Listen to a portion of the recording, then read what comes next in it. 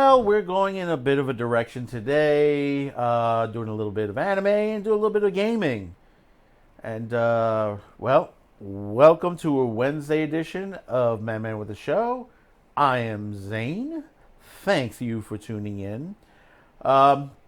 We've been discussing a lot lately on the face of anime, what's been going on, the changes and stuff like that, things that are happening on all formats overseas, here in the United States. We've discussed how Netflix has bought into getting a lot of anime online on their streaming site. By the end of the month, we're going to have the return of one of the greatest anime of all time, the Evangelion, Neon Genesis Evangelion, which is in the everybody's top list, is one of the best stories that's ever created. And we're seeing that Netflix is creating new productions. They're bringing old productions into play. They're working with companies like Production IG, and many other companies they put into the fold. And this is all to compete with Disney. And we've discussed this before. Disney is going to be a major powerhouse in the streaming wars. They have access to thousands upon thousands of animation, TV series. Since the Fox merger and all that, they have so much going to be put on that platform and so much they're going to be producing. And it's going to be hard to compete with them. I mean, you have Netflix on one case that they're doing their own productions. They're not buying too much into buying programs, existing programs that are going to be on the Disney site and some other sites.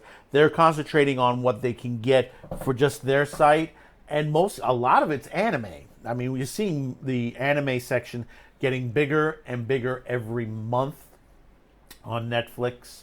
But before we go any further, we just want to take this moment to tell you, don't forget the 4 important words: subscribe, like, support, share. It's very important. We're trying to survive here on the YouTube platform. We're also on other platforms, like very soon we'll be on DLive, doing live broadcasts from there. Also, we're on BitChute. So if we lose a video here, you'll be able to see it on BitChute as well. I mean, you're seeing a lot of channels either lose a video or two, or basically lose their whole entire channel. I mean, just recently, and I was watching it this morning, there's a YouTube lawyer. No, I'm sorry, it's not Ricada Law before you think about it. It's another lawyer. He's from Montreal. And he was discussing about another YouTuber that got banned. And there's a case, defamation case that particular person is going through. And he was discussing it. He was not taking any sides or something like that. But the video got flagged not once but twice. The first time it was demonetized and sort of like put stipulations on it.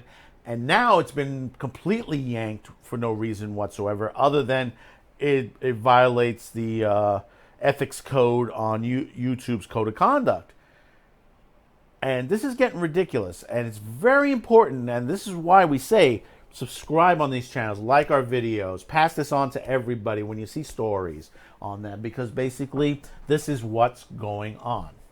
So let's get back to this. We don't want to go too deep into this, and we'll discuss it on another show about what's been going on. We're going to take some time on one episode to go over a lot of the things that are going on in there. But getting back to this, there's been a lot of great anime that's coming in on Netflix, and like I said before, the Neon Genesis Evangelion. There's supposed to be a new Ghost in the Shell series being developed.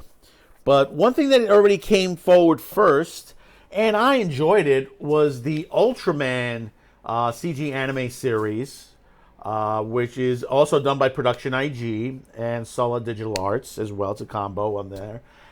And I liked it. I mean, some people didn't like the anime too much. The storyline is very good. I do love it because this series harks back to the 1966 original Ultraman TV series. If you have not seen the original 1966 Ultraman, in fact, actually, you can see it right here on YouTube.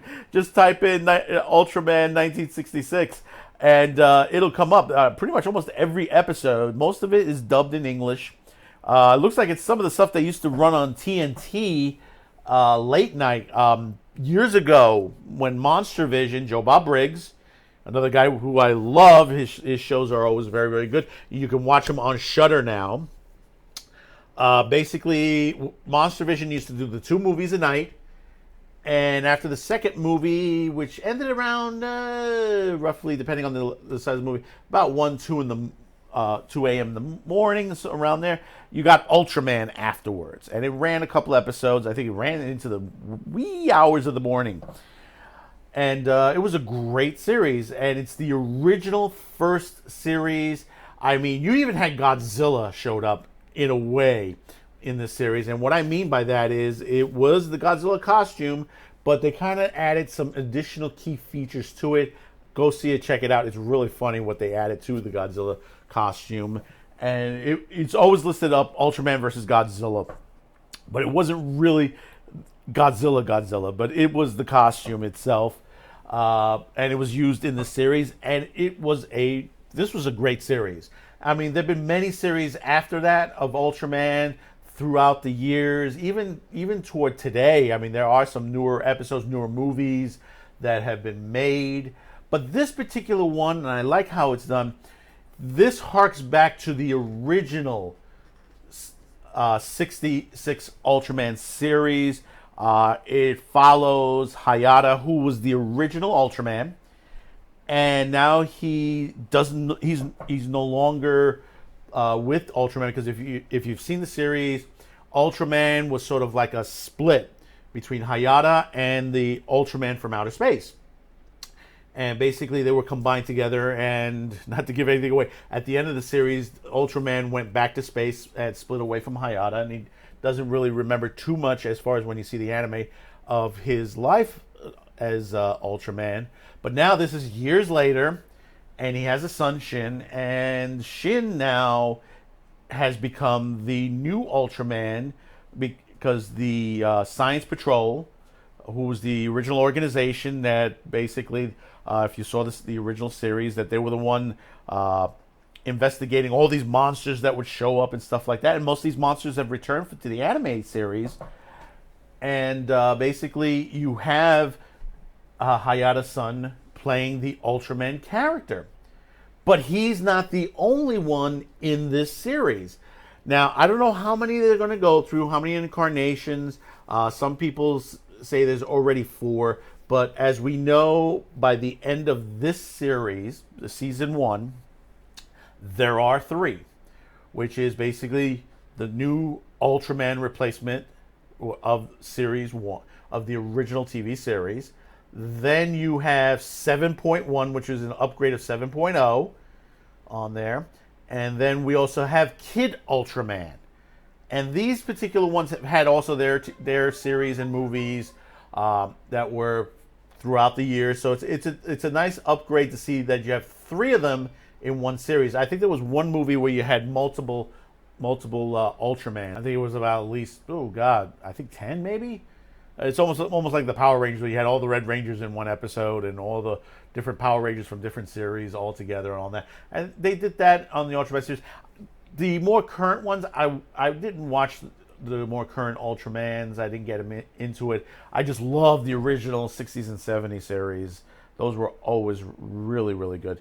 I mean, the storyline here is great. Basically, it's like most of the aliens that Hayata fought in there, and now most of them are living on Earth. There are other villains and stuff like that, and there's supposedly other other Ultramans out there, supposedly. I mean, the way they're hinting and stuff like that, that basically you have more than 3. So we'll probably see what happens on season 2. There is one particular character which we think is Ultraman. I'm not going to give it away. Give it a look at. It's really, really, really good. And I tell you, the fight scenes are really done very well on this. I mean, the battle with there's a group of mercenaries that ends up fighting all three Ultramans in this. It's a fantastic fight scene. It's really doggone hard fights. And like I said, the storyline is good. Some people may not like the animation too much. It's more CG anime. I mean, I like some of it if it's done right, if the action's done right, and if the story's good.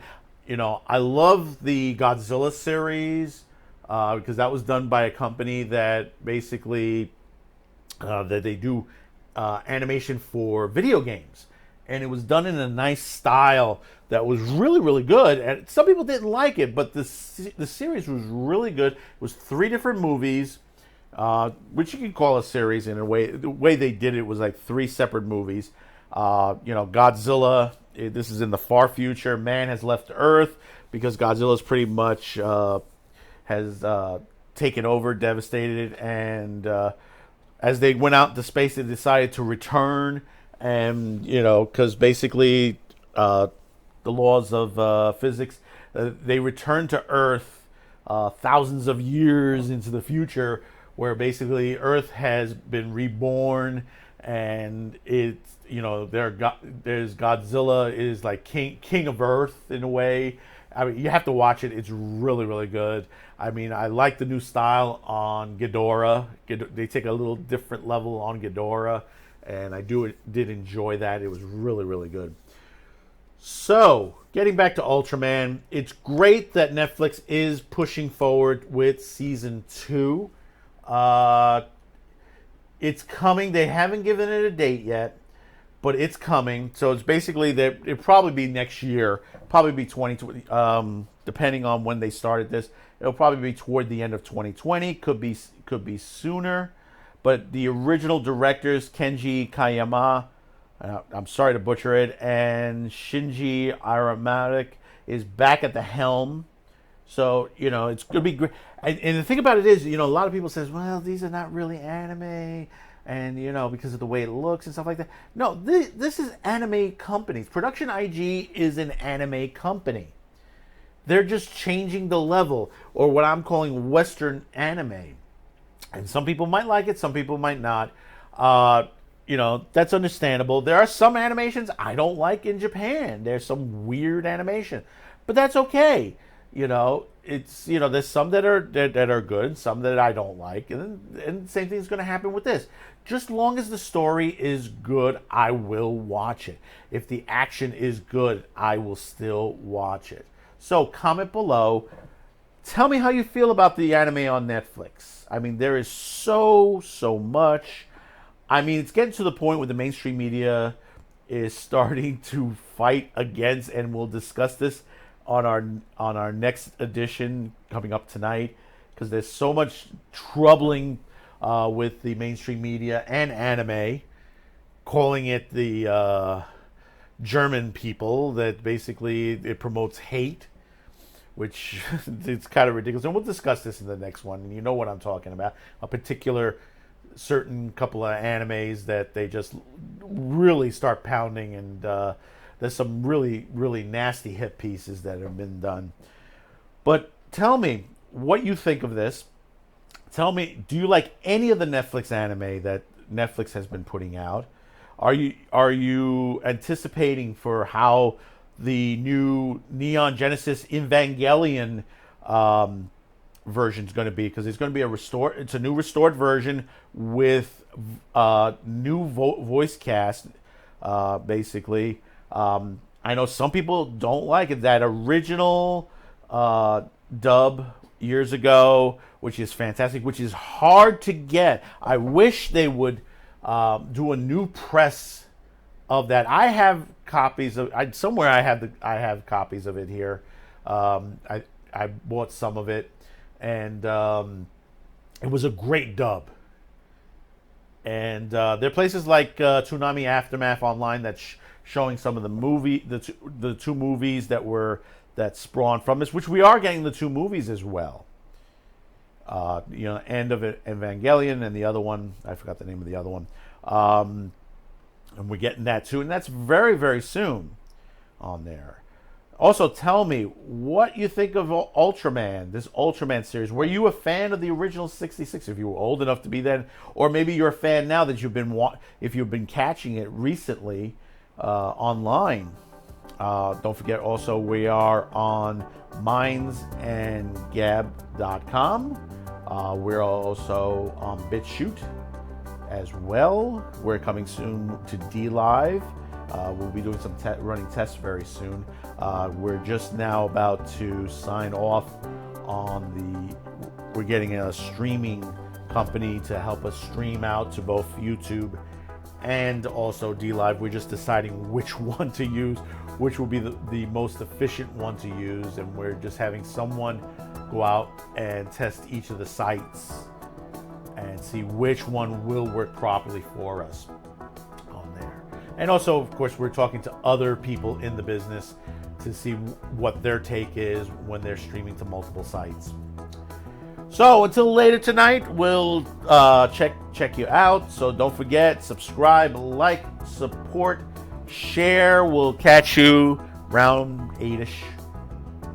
So we'll see you then. Bye-bye now.